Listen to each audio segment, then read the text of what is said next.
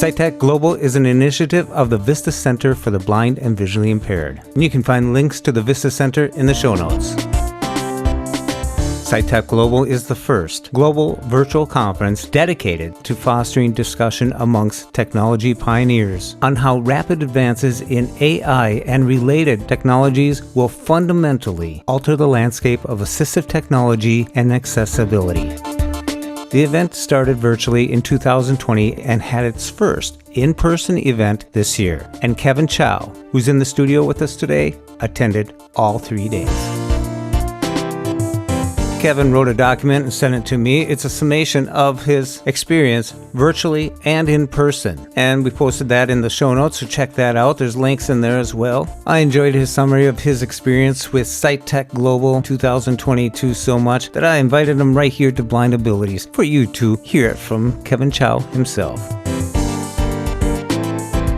We hope you enjoy.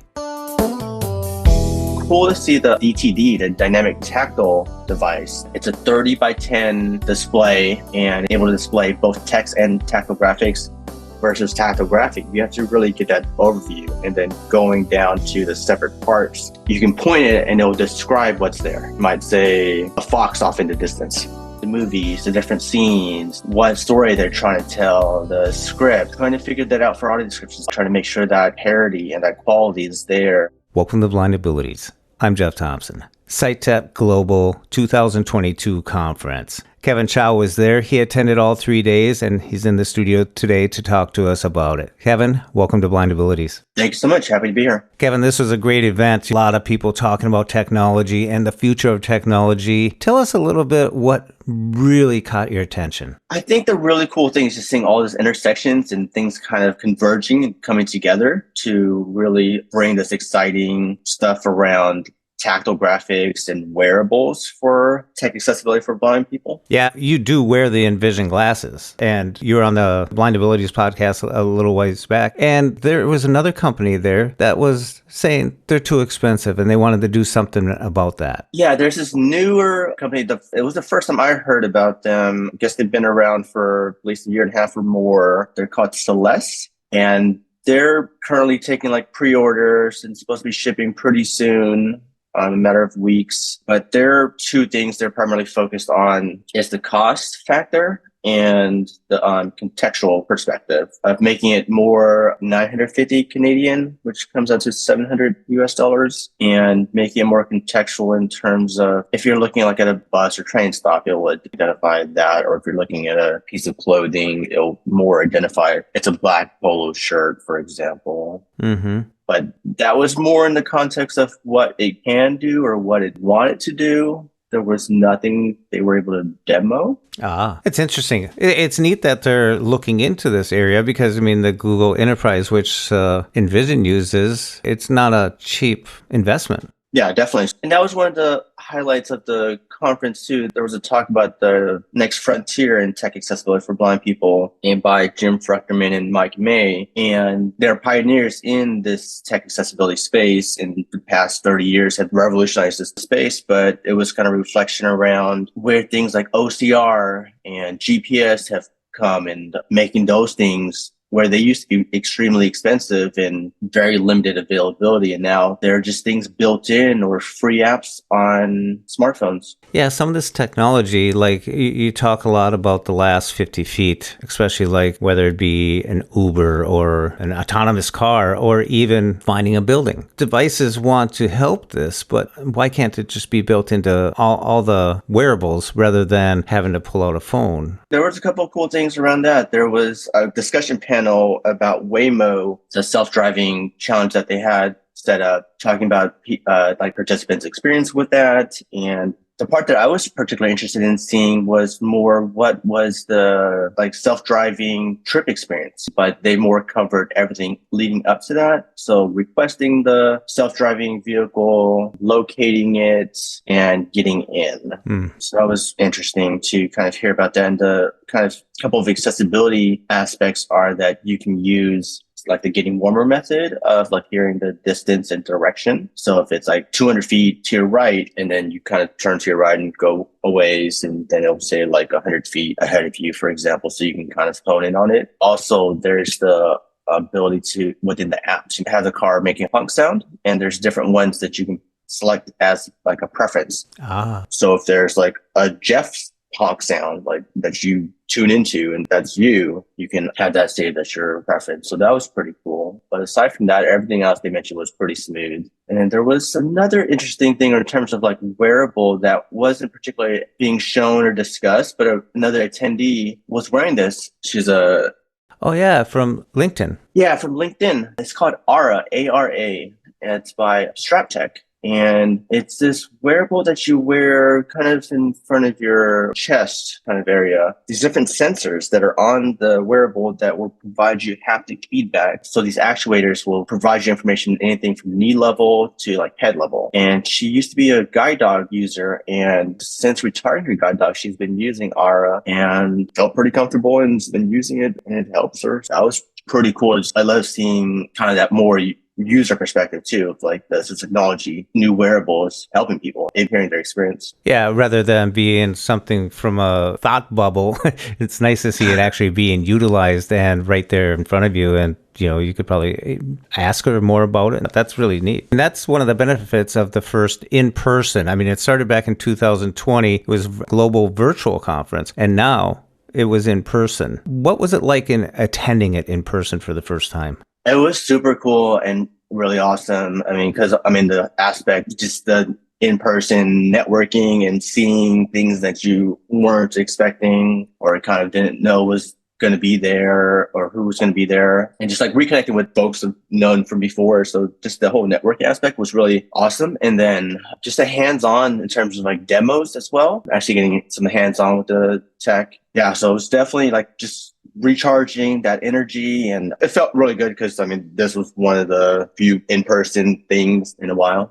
I remember you were talking about Tactile, and you always wanted more spatial type of stuff. And tell us about the dot pad. Yeah, so it was really cool. There was the dot pad. They're more focused on business to business. So they're working with APH and a bunch of other companies to make this more essentially like widely available and kind of as a platform. So it's cool to see the DTD, the dynamic tactile device that they were saying is an alpha unit at the moment. So it's pretty early, but it's a 30 by 10 display and able to display both text and tactile graphics on the same display with buttons around the side that are pretty intuitive, kind of have that HumanWare feel to them, panning around or zooming to get like overview mode or detail mode. They were showing like maps. The primary focus with the DTD is showing STEM textbooks in the K-12 education space. Mm-hmm. Things like math and science, where you're showing graphs alongside equations, or if you're trying to show different molecules or atoms in science space, it's able to show that in a single display. The goal or vision is a Braille transcriber can do what they normally do with making the textbooks accessible, but instead of having to emboss things and get everything lined up on the tactile graphics and put all that stuff together and send it out free matter for the blind, all that can take months, they can just push it to the DTD either via the cloud or like a USB thumb drive. So the student has like that time to fingertip is dramatically reduced. What I thought was really neat is when you said you were looking at a map from the San Francisco Lighthouse for the Blind, that you could zoom in. Yeah. You've never been able to do that. If you got a map on a piece of paper, that's all it is. Got a map and you just figure it out, but you could zoom in.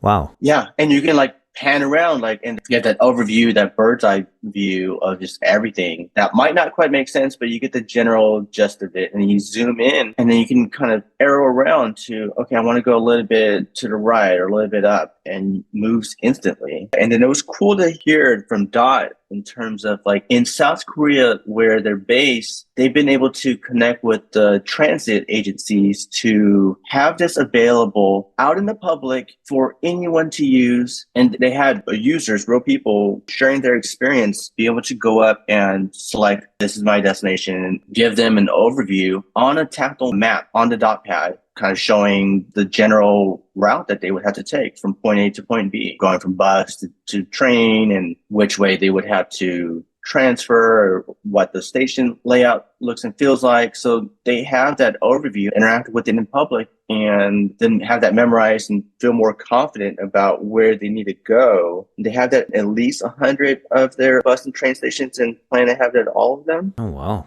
Yeah, and people can learn more about this by going to the YouTube channel. Like I said, we'll put the links in there. And Greg Stilson was talking from APH, and Dot was there. You actually sat down with Mr. May at lunch. Yeah, Mike May, little backstory is 2 years after I went blind, I had the opportunity to meet him, and he was a mentor, role model, and advisor, but it was really cool to reconnect with him at like breakfast and lunch. So there were plenty of networking opportunities. There was also like a social mixer afterwards. Yeah, it was cool to connect with Mike May and Charles up here and Jim Fruchterman at lunch, and just to reconnect and chat and just catch up. It was awesome. And Chatsy Fleet from the New York Public Library with Tactile. Yeah, she wasn't there in person. She was working with Marco. He's a blind guy who works at Lyft Accessibility as a specialist. And the interesting backstory there is he used to be a visual animation person who did like drawings for similar things that you might see in like Pixar, kind of like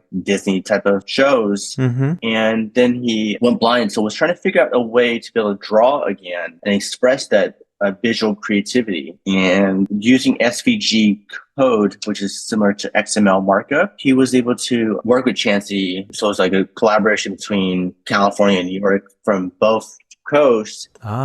And so he's the one doing the input and thinking, this is what I have envisioned in my mind, and I want to make into a tactile form or draw out. Oh, wow. And Chansey has the New York Library out in New York with the tactile graphics, embossers, and the 3D printers. So Marco iterated and kind of thought the files and then sent them over to Chansey. Chansey embossed them and made them in a tactile graphics form, flew out to the Bay Area, met up with Marco in person.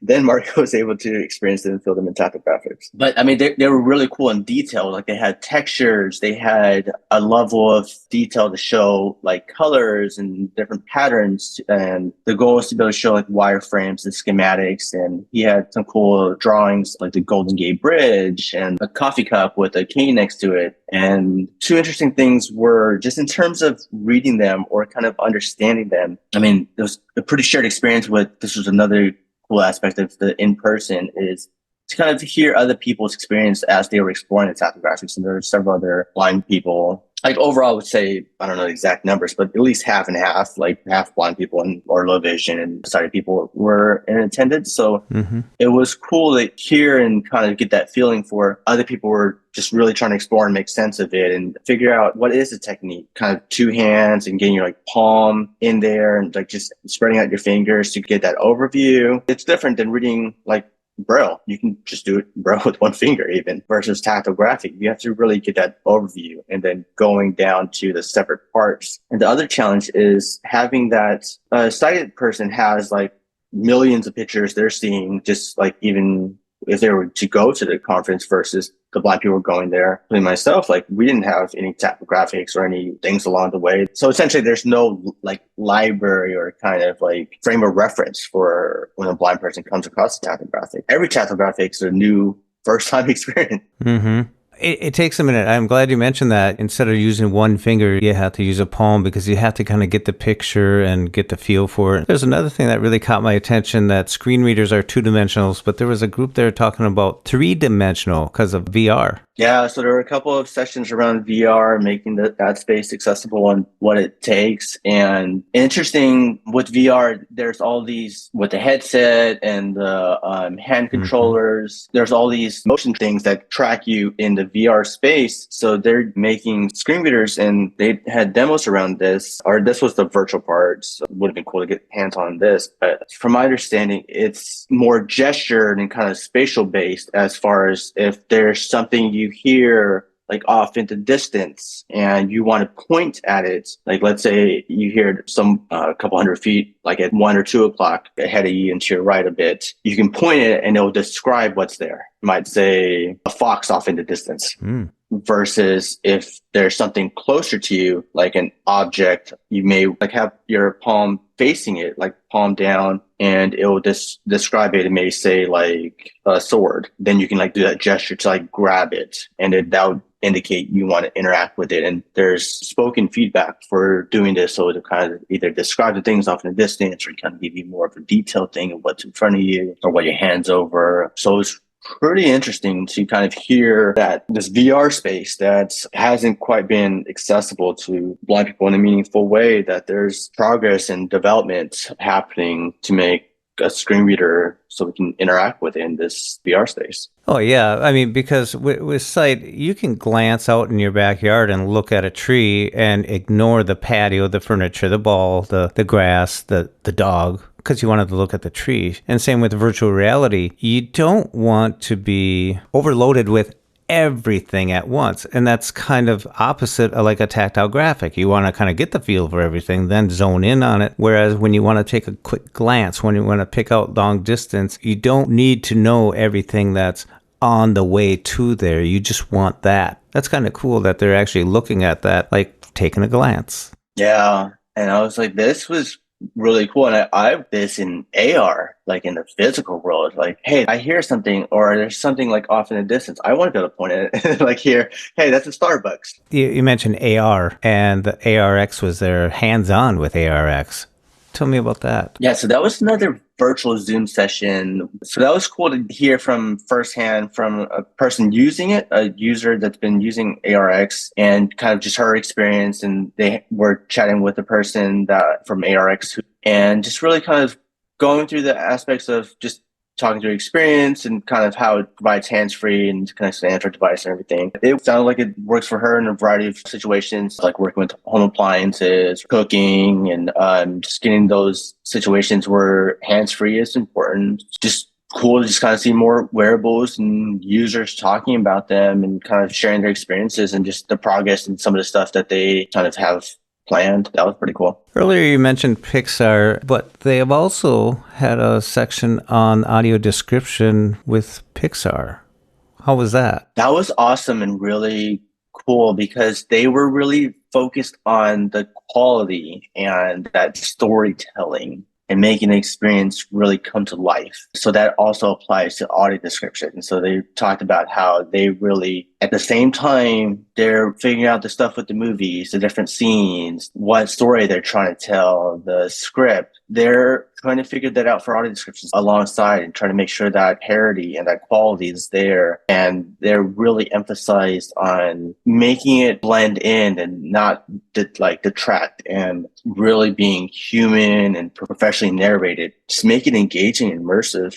And just how, in contrast, like with the AI or like the text-to-speech versions of them, especially like for a first-run feature film, you don't want to do that because there's not the emotion. It does sound different from the rest of the audio track, typically with text-to-speech. Mm-hmm. Peter Korn and Josh Mila from Amazon were there to talk about the show. Now, the show has had mixed reviews a little bit, but it seems like they're doing some work with some of that. Yeah, it's really talking about like the ambient computing and how Alexa can be more helpful, and talking about the show and tell feature on the Echo devices that have cameras on them, and just how that's initially made specifically for blind people because they'll just read off anything that's there, any text, or read off the brands, perform barcode recognition. But another thing that's newer that they were talking about is on Echo devices on the crown, there's a visual light that lights up, supposed to inform users that they have a notification. So maybe that you have a package on the way or delivered.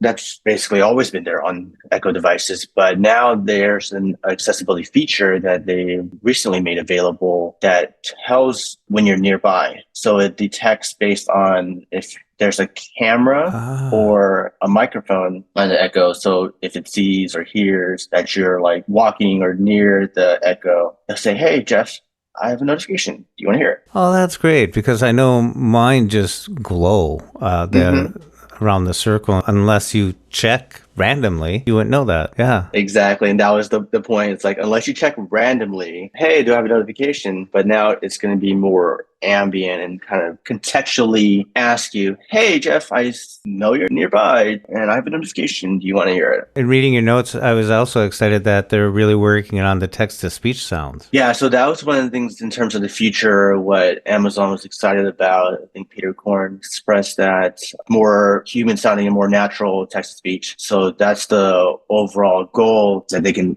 just improve the text to speech and upgrade them globally. Yeah, and Josh Mealy was the one who worked on the show and tell and this nearby alerting feature. And it was described as like candy bowl effect, kind of like, I guess, in a shared workspace or shared environment. Like, let's say there was a candy bowl put out, they were describing the context of employee. So, but how would somebody know? I mean, a sighted person can see that there's a candy bowl there, but maybe pull for work for something like this, that we would approach this as blind people, approach this candy bowl or approach this object to be able to know, hey, there's something here. Now that the echoes do this opt-in thing, similar to like the audible notifications. There's an interesting part in your notes where it talked about AI's involvement in hiring opportunities and how it may be a barrier to the blind and visually impaired. Yeah, so AI in terms of like recruiting or screening for resumes or just the way the application process is like set up, a lot of it is determined based on AI and just like computers making the decisions. So it's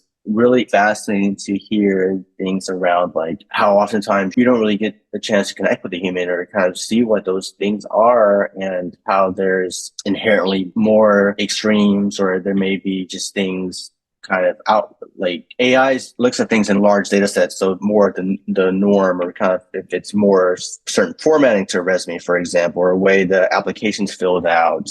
Mm-hmm. Like the look, yeah, the visual aesthetics. Yeah. So it's more scanning for those things or specific keywords, just more that aspect. And the key thing was just more being aware of those things, but also the bigger thing is having that proper representation and making sure that the folks who are responsible for like how those decisions are being made and the tools to kind of go into that, making sure that they're not biased and that they are more open and inclusive and not robotic. Yeah, exactly. I mean, because at the end of the day, we're needing to work with other people and humans. So we got to have humans back in the loop to account for that variability and make sure that things aren't just being randomly because it's an outlier and it doesn't fit within like the statistical norm. Well, like in the opening, these are technology pioneers having discussions on how rapid advancements are in AI and accessibility can impact us. And it's so great that they're looking out into the future, talking about what's being developed, getting input, making it known that they're working on something so that we can frame the development of some technologies at an early stage to see where they're going with it and to see if it's going to be useful enough. It's really neat that this conference happens to bring these minds together.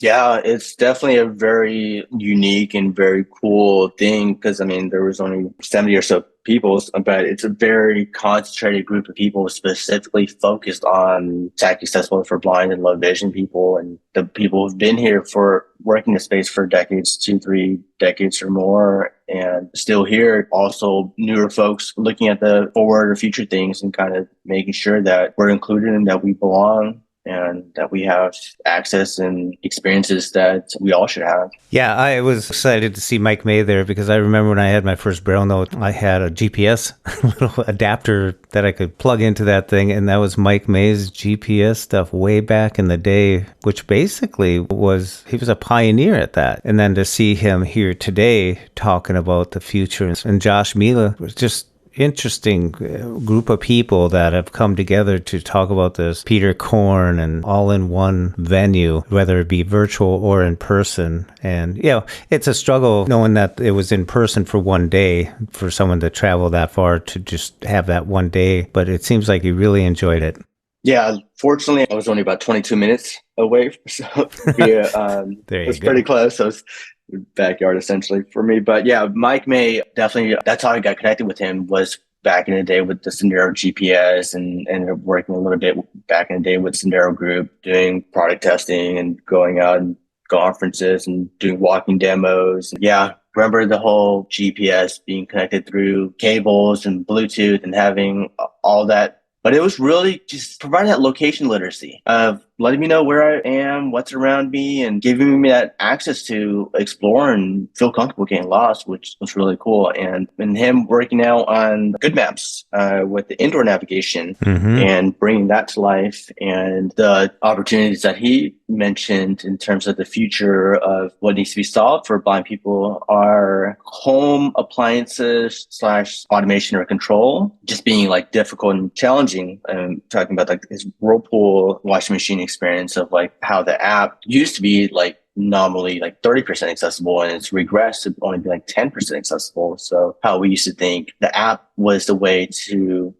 control these different appliances because they all have touchscreens and they don't have any screen reader accessibility built on. And then the other aspect was he mentioned back in 2009 when Stevie Wonder and him were at CES, they were asked what is the thing they would both love to see. And they both in unison mentioned the ability to drive a car and independently control the driving and the experience in the car. Yeah, and that's coming in a little bit. I heard you wanted to give it a shot down in San Francisco. Yeah, looking forward to when that's fully like available or to be able to try it out. Available in Phoenix, and I was there a couple months ago and was trying to figure out how to use it. There's a whole registration and a survey thing they have. Waymo has you fill out. And I couldn't quite figure out in time when I was there. So looking forward to trying that out at some point. A lot of neat new technology, whether it be AR, VR, wearable, tactile. A lot of tactile stuff has been coming out lately, and especially with the DOT and the DTD and stuff that's happening out in New York Library with Chancey Fleet and all these other companies, ARA. But if she was willing to give up her retired guide dog and then use that and it works, that's interesting. I like that. Kevin Chao, thank you so much for